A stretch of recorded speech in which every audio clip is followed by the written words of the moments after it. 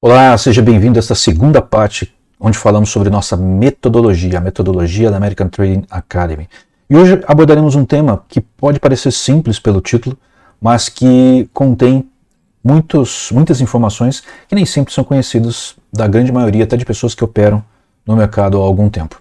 São as médias móveis. Elas são extremamente importantes para localizar-se em relação àquilo que está acontecendo com os preços do mercado. Antes, porém, precisamos abordar um assunto brevemente, porque muitas pessoas que estão nos vendo aqui ainda não têm o conhecimento mais aprofundado, são iniciantes e desconhecem como que funciona de fato gráficos de bolsa de valores.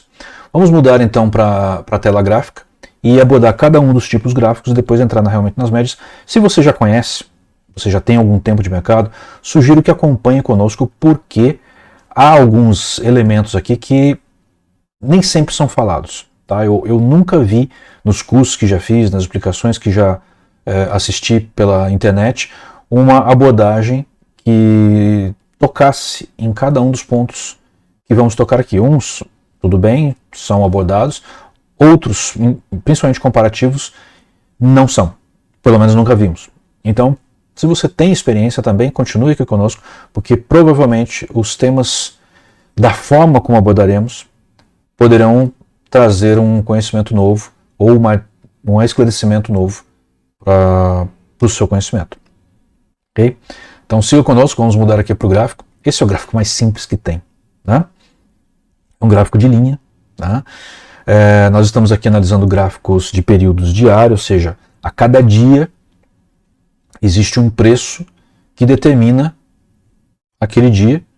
E então ele é plotado, né, ou seja, desenhado, traçado, um ponto e unido com o ponto anterior, certo? E assim é traçado um gráfico de linha. É interessante utilizar gráfico de linhas quando a gente quer fazer uma comparação mais macro, mais visão geral, né, mas a gente não usa efetivamente gráficos de linha para operar em bolsa de valores. Tá? A gente só usa isso para um estudo mais comparativo, um estudo relativo, comparar dois ativos, dois índices principalmente, né? E aí a gente coloca numa base comum para poder comparar, e geralmente é plotado então um gráfico de linha, mas sempre num prazo mais longo.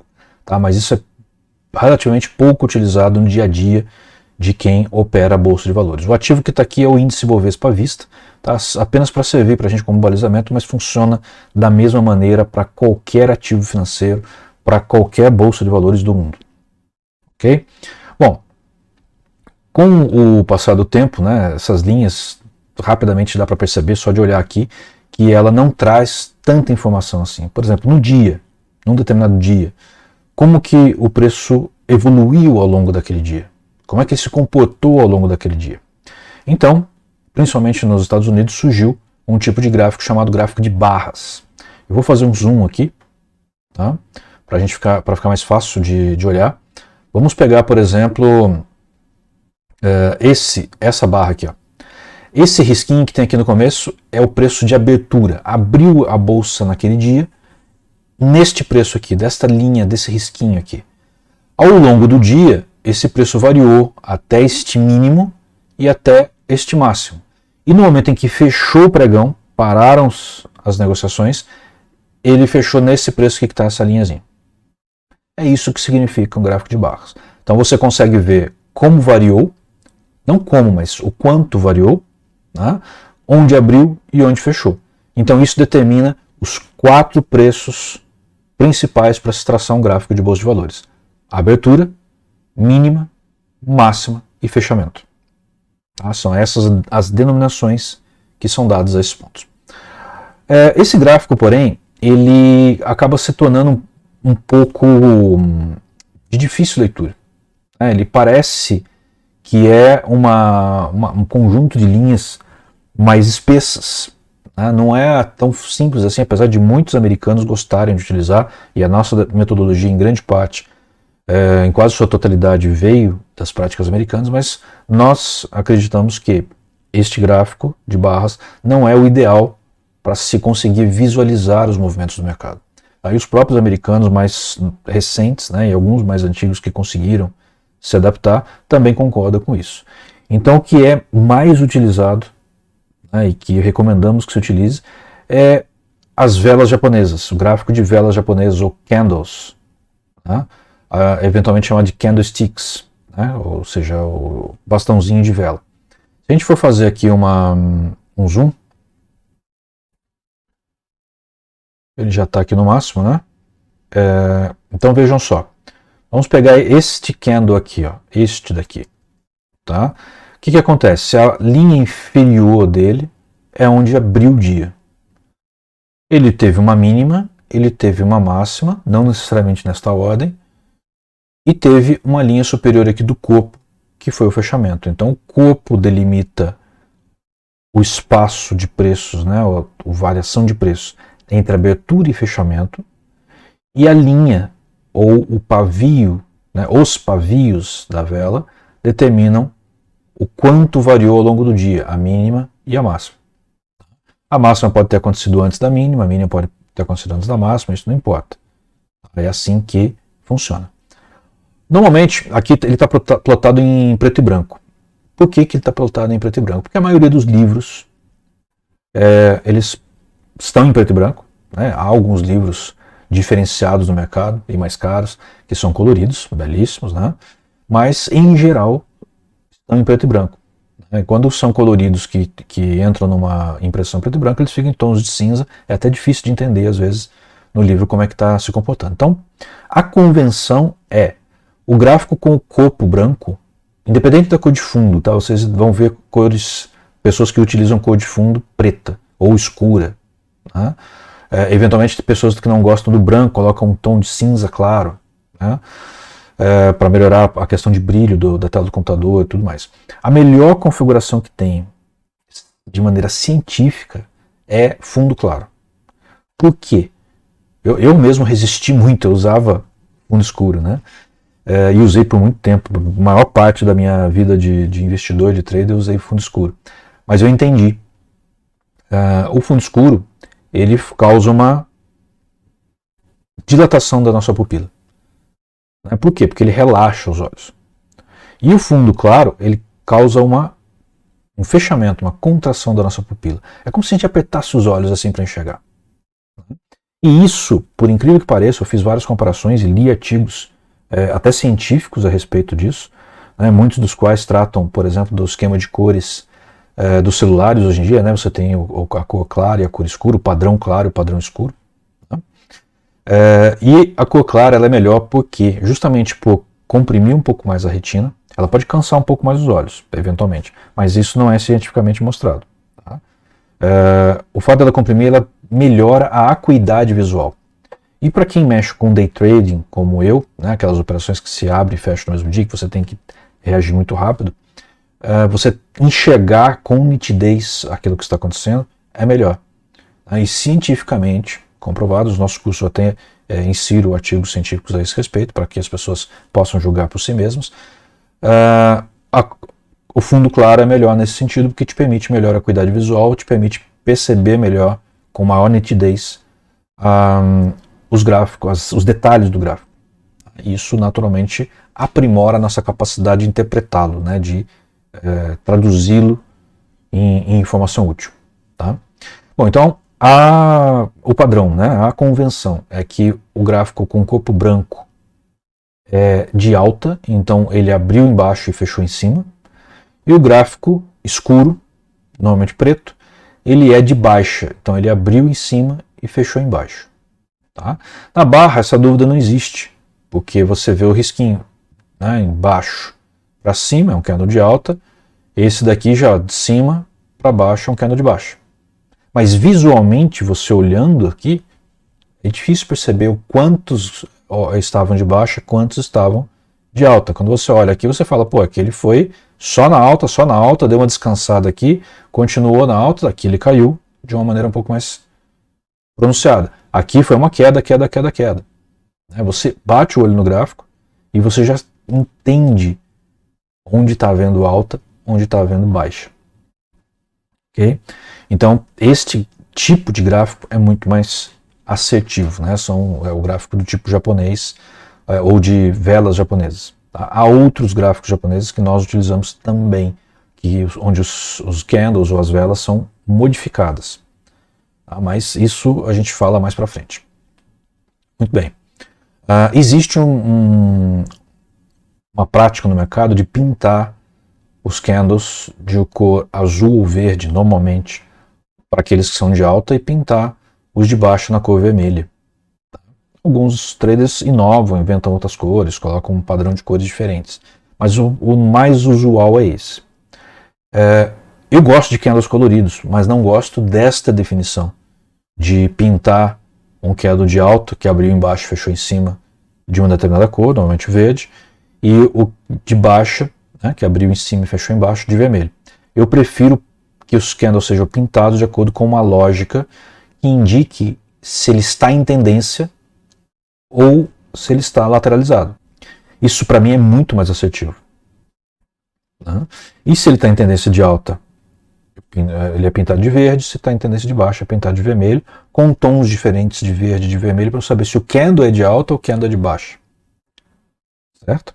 Mas isso eu vou falar mais para frente. Por enquanto a gente vai tratar com os candles em preto e branco. Então branco é de alta, preto é de baixa. Fechado? Muito bem. Vamos entrar então nas médias. A média mais tradicional e a mais matemática e científica é a média móvel simples ou aritmética.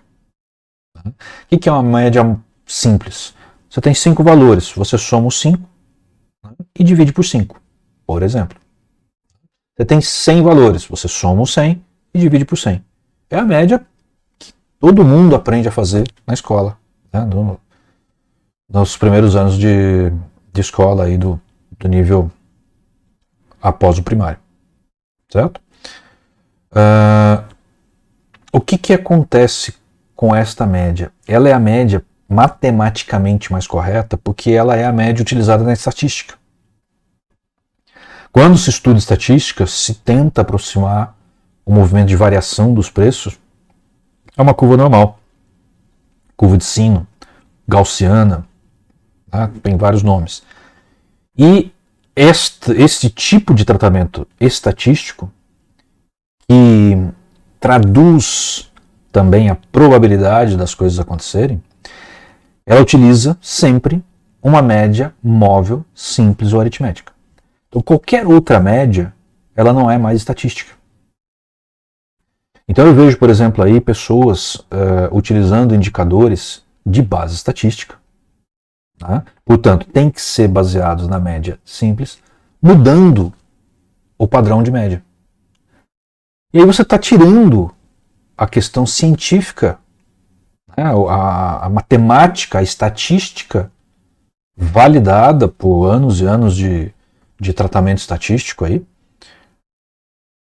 do padrão. Né? E tem programas que permitem isso simplesmente sem nenhum alerta, sem nenhuma orientação. E pessoas que às vezes não sabem estatística o suficiente, né, se permitem fazer esse tipo de acomodação nos gráficos ou nos indicadores. Isso é complicado. Tá? Por quê? Porque se o indicador foi construído, foi concebido com base estatística, ele precisa respeitar os preceitos matemáticos da estatística. Senão ele perde o valor científico. E nós, na American Trading Academy, seguimos a ciência. Eu sou de formação engenheiro, sou cientista de dados e eu gosto do rigor científico. Por quê? Porque se algo der errado, eu pelo menos sei que aquilo não está no método. Ele está em algum outro lugar. Pelo menos não no método, que eu quero dizer, a tradução matemática de uma determinada teoria. Ok? E um outro ponto também é que eu já vi muitos indicadores programados em plataformas até conhecidas de maneira equivocada, de maneira diferente daquela que foi lançada pelo seu criador, sem nenhum aviso. É por isso que na American Trading eu utilizo uma plataforma que é programável e eu programo todos os indicadores, até as médias, porque até nas médias eu já vi problema, tá? Por incrível que pareça.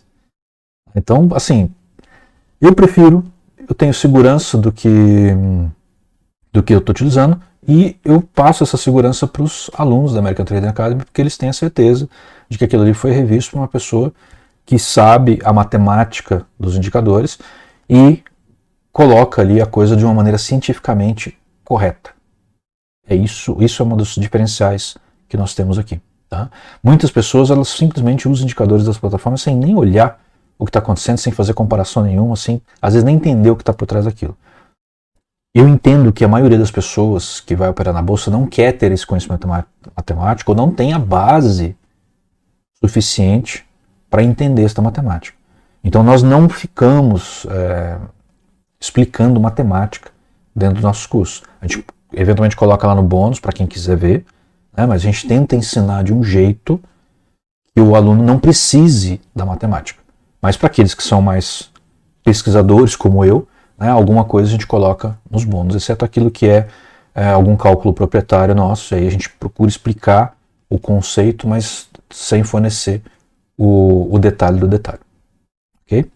Bom, um outro conceito aqui, sendo rápido aqui, eu utilizo para toda a parte numérica, de padrões numéricos da American Trading, os números de Fibonacci. Os números de Fibonacci são baseados na proporção áurea e são aqueles números que regulam todo o universo, toda a geometria de células, de órbitas de planetas, de seres vivos, etc., são regulados pela proporção áurea e, portanto, pelos números da sequência de Fibonacci, que está aqui embaixo, pelo menos os principais, tá? Que a gente utiliza com maior frequência, começando no 8, na verdade ele começa no 1, tá? 1, 2, 3, 5, 8. Tá? Esta é a sequência. Cada número é a soma dos dois anteriores. Certo? Ele vai até 377. Mais do que isso a gente não precisa usar. Já vi gente utilizando médias até de 1000 e tantos. Depois disso não precisa mais.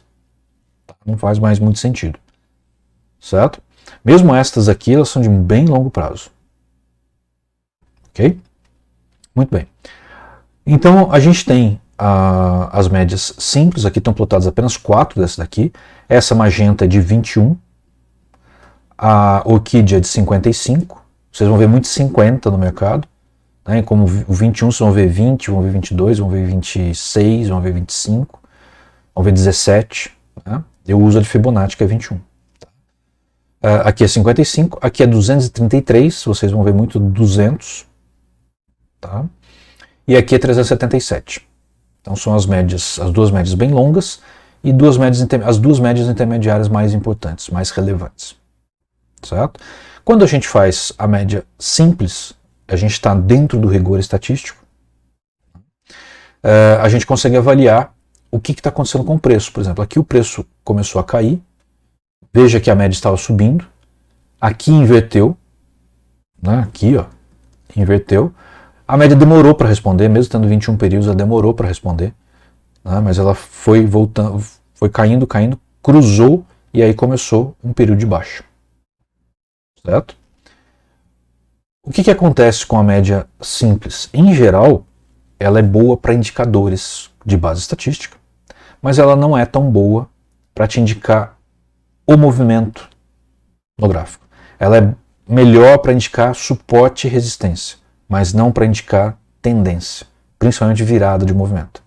Então a média simples, ela só deve ser utilizada quando traçada no gráfico para identificar suportes e resistências. E é melhor utilizar as mais longas. As mais curtas, elas têm um possível problema. Quando existe um gap, né, um salto nos preços, ela sofre um degrau.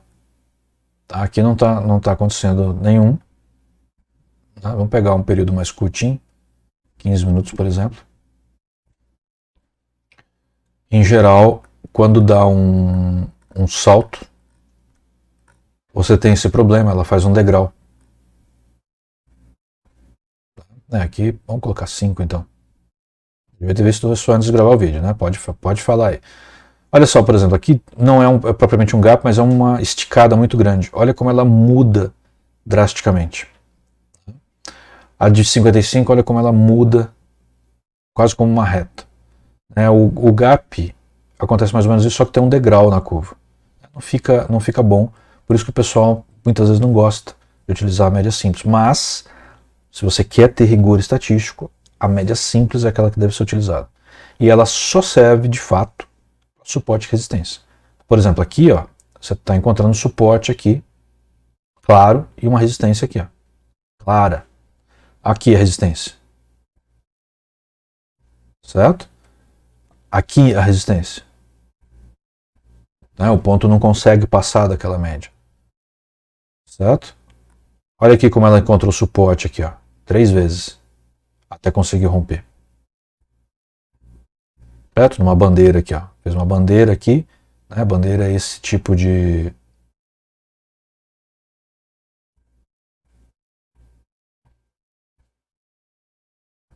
configuração.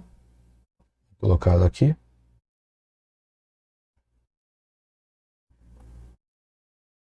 Aqui assim. Mais para a flâmula do que para a bandeira, né? Já que ela está fechando. Quando isso acontece, ou está caindo, ele começa a corrigir aqui, é porque ele vai romper de novo. E foi o que aconteceu. E vice-versa quando é no outro sentido. Tá? Então, ela encontrou suporte. Ó. Encontrou resistência aqui na de 21. Tá vendo? Aqui é uma resistência também, porque ela rompeu, mas foi uma falsa ruptura e voltou. Resistência, resistência, até que ela... Aqui ainda foi falsa ruptura. Né? Resistência, resistência. Então é para isso que serve uma média simples. Mas ela é importante. É preciso ser compreendida. Ok? Muito bem. Um outro tipo de média que existe, e esse tipo de média foi criado por diversos autores, né? Diversos autores a utilizam ou utilizaram, é uma forma mais antiga de se fazer as coisas. Imagina uma pessoa que fazia tudo à mão, né? Na época não tinha computador, antes da década de 80. Né? O computador surgiu antes, mas ele se popularizou de fato, começou a se popularizar na década de 80, principalmente na década de 90. Né? Mas imagina antes disso, como é que uma pessoa fazia uma média de 200 períodos? Ela tinha que somar 200 números e dividir por 200. E a média de 200 é uma média, foi uma média bem utilizada no início do século, metade do século, etc. E até hoje é utilizada. Então o que acontece?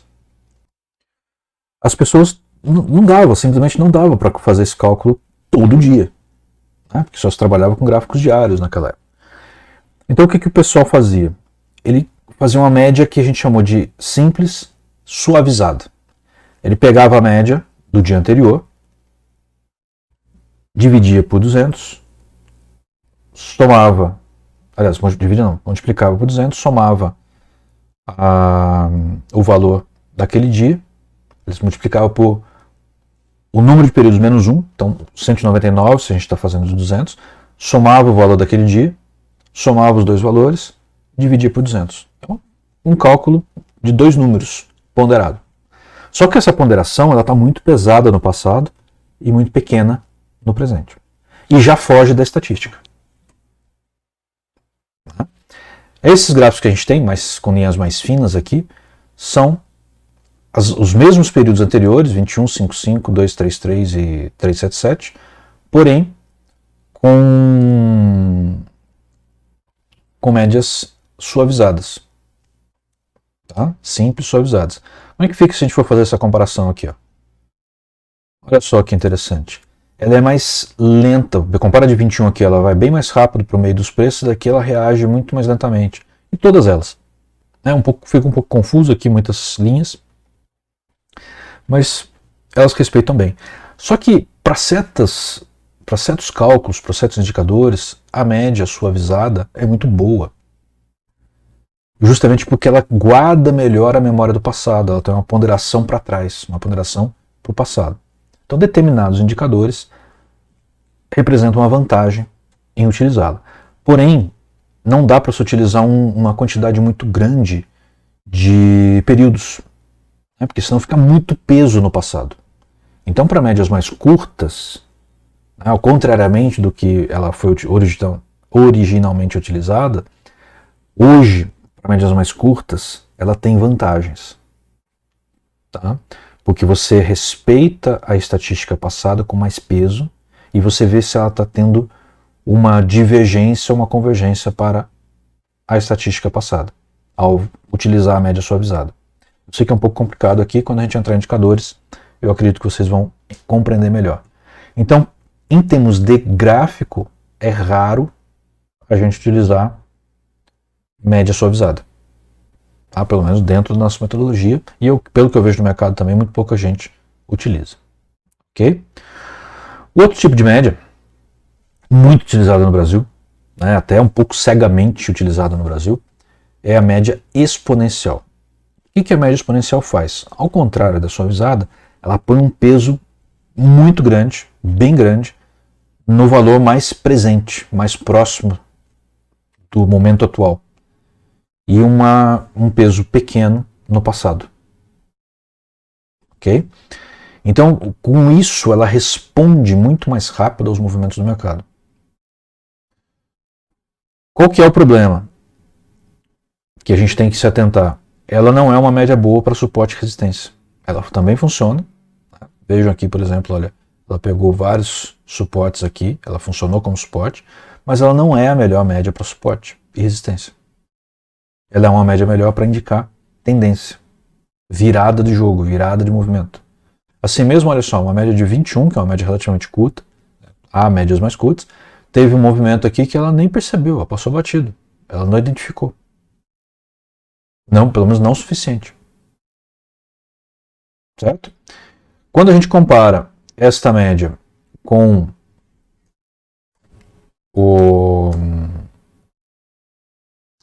as médias simples, né, a gente vê, olha só, que ela responde relativamente mais rápido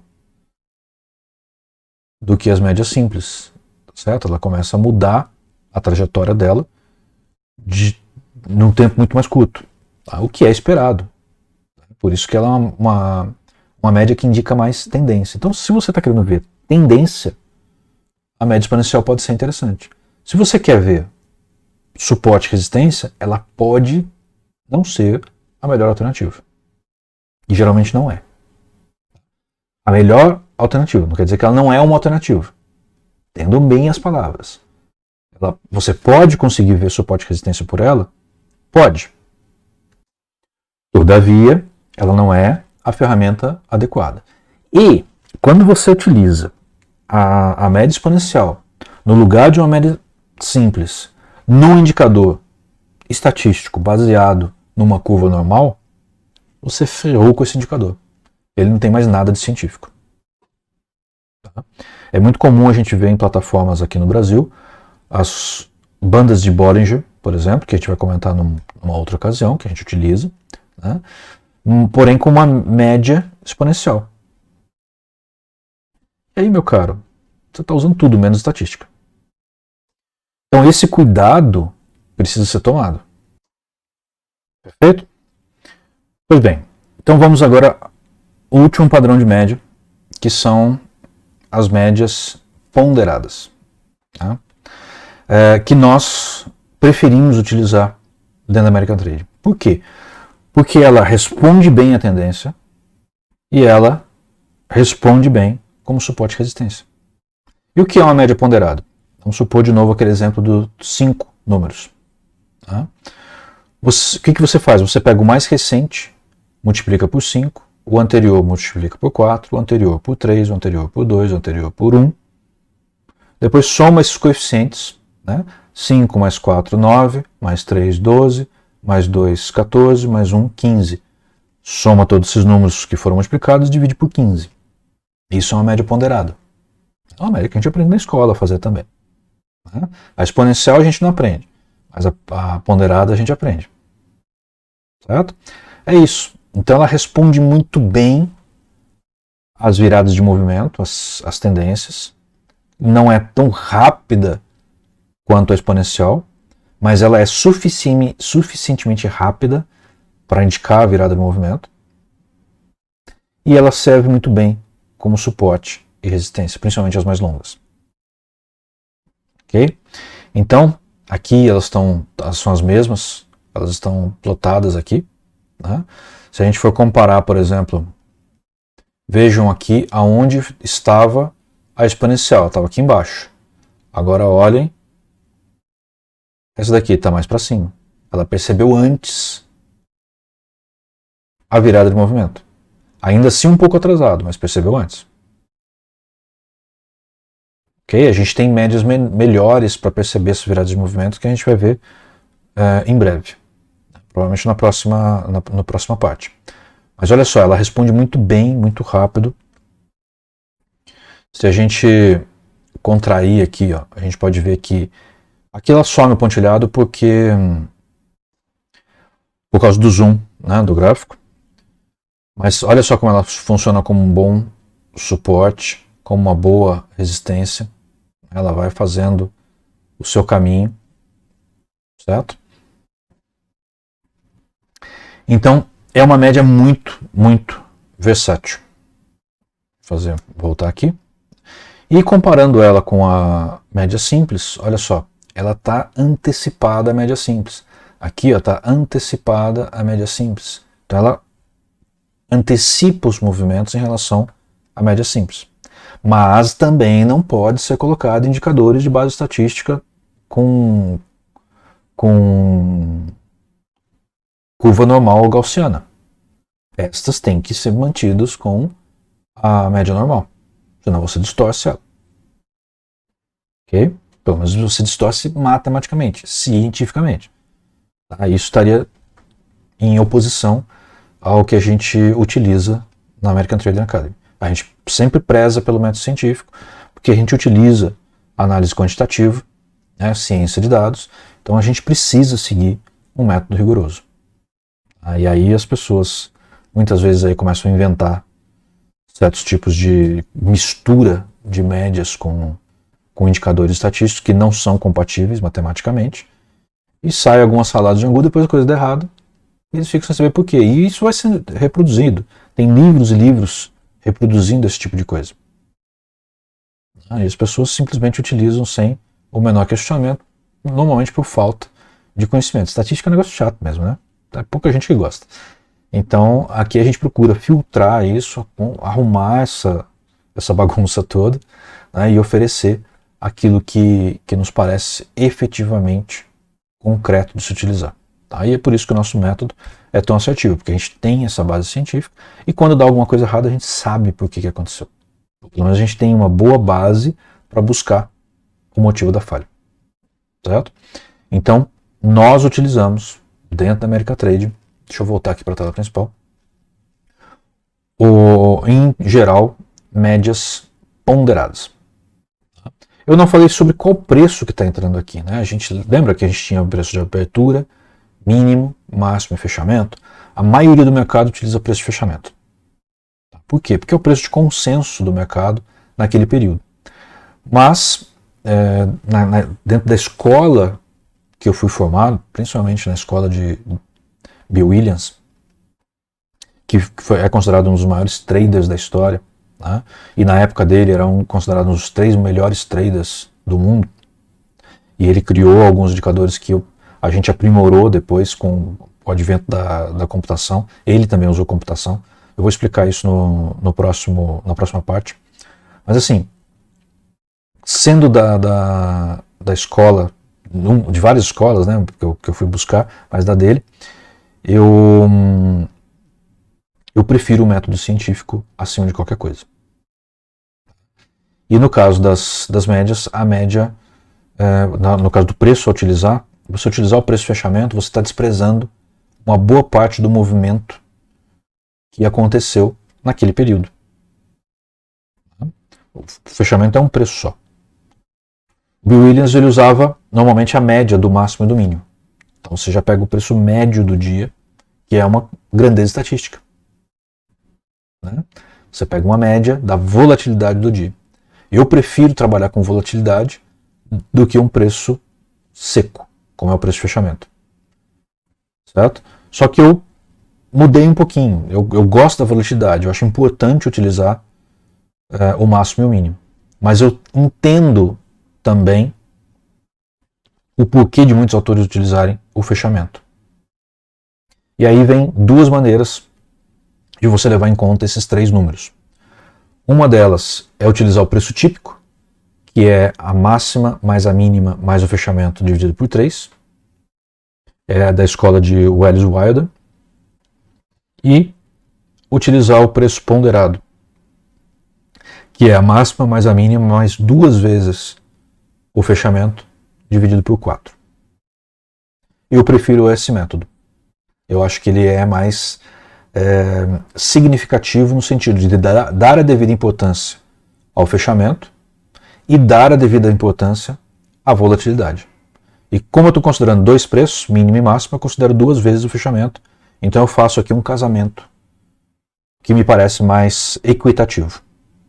Tá? E dentro de todos os estudos que eu fiz, todas as análises que eu fiz ao longo da minha vida de investidor e de trader, esse é o melhor preço a ser utilizado para as médias. Tá? Então todas as médias que nós apresentamos aqui utiliza o preço ponderado daquele período. Ok?